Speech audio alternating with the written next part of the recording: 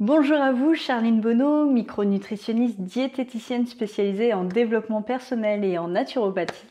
Aujourd'hui, on va se retrouver pour une petite série de vidéos qui me tient particulièrement à cœur. Pourquoi?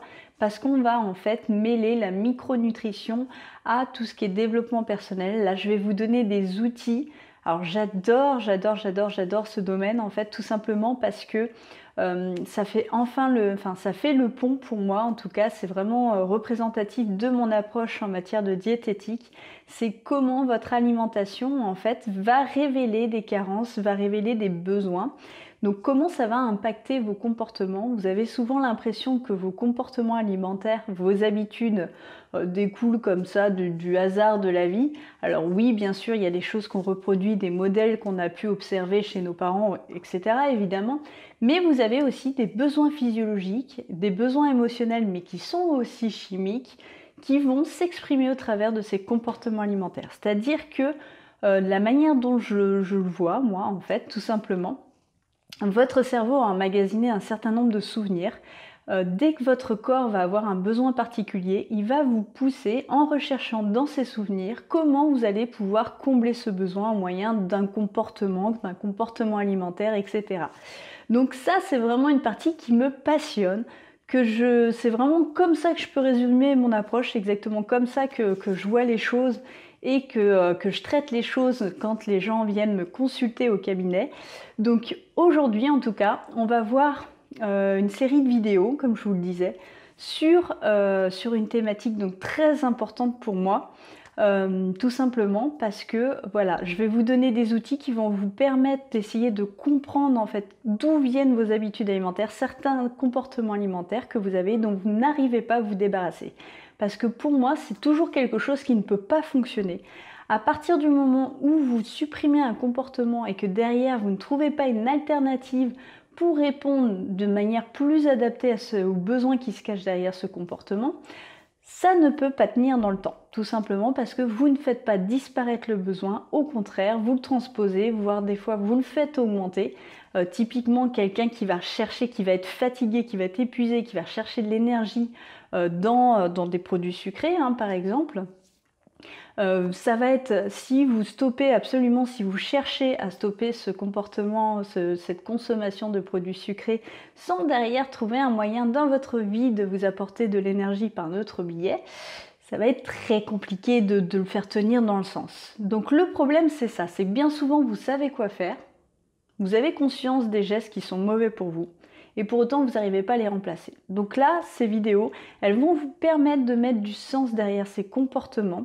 Vous allez voir qu'en réalité, on peut classer les gens en grands profils en fait en fonction de la chimie qui va être dominante dans leur organisme. Et ça va expliquer un certain nombre déjà de traits de votre personnalité, mais aussi pourquoi à des moments vous allez d'un seul coup passer d'hyper motivé à quelqu'un qui va plus du tout avoir de force. Pourquoi vous pouvez voilà, avoir telle habitude et puis d'un seul coup plus, vous allez comprendre en fait que suivant ce profil dominant de chimie qui fonctionne en vous, ça va avoir un impact sur vos comportements.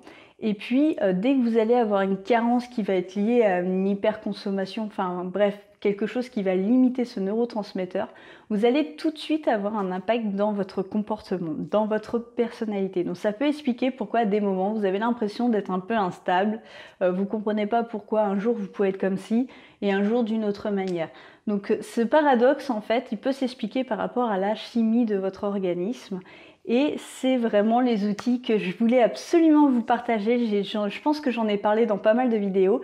Et voilà, j'ai profité de cet été pour pouvoir recharger mes batteries et vous accorder du temps et vous faire ces fameuses vidéos. Donc ces vidéos, ça va être des vidéos qui vont parler des neurotransmetteurs. Alors les neurotransmetteurs ou alors les neuromédiateurs, c'est quoi?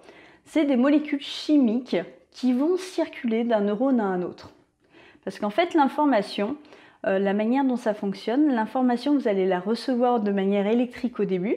Donc cette information va circuler électroniquement électriquement pardon, dans votre neurone, seulement entre deux neurones, puisque ce qui fait que l'information circule, c'est vraiment la connexion de plusieurs réseaux de neurones. L'information, elle va circuler au moyen de molécules chimiques qui va passer d'une membrane d'un neurone à un autre neurone en fait.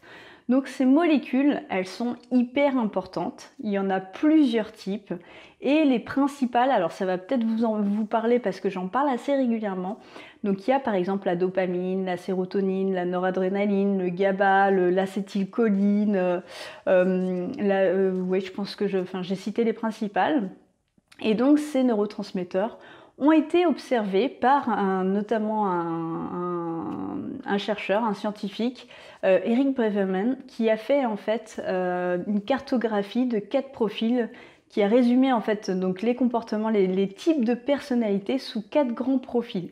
Et c'est ce que je vais vous présenter, mes amis, dans ces vidéos. C'est-à-dire que je vais vous faire 4 vidéos qui vont du coup vous présenter les traits de chacun de ces profils, comment ça se passe quand vous êtes, quand tout se passe bien chez vous, donc les principaux, enfin normalement votre étape principale, hein, si vous n'êtes pas justement tout le temps dans cette carence, et puis ensuite justement tous ces signes de carence, comment ça va s'exprimer, et puis surtout comment mettre en place des choses pour vous aider à retrouver donc la bonne quantité et du coup l'équilibre au niveau de vos neurotransmetteurs. Parce que vous allez le voir dans ces grands profils, ça va être facile pour vous de savoir lequel vous correspond principalement. Parce que je vous vois venir, je sais que vous vous dites tout de suite, ok, super, on va voir les neurotransmetteurs, on va voir plusieurs profils, mais comment on sait qu'on est plus l'un ou l'autre?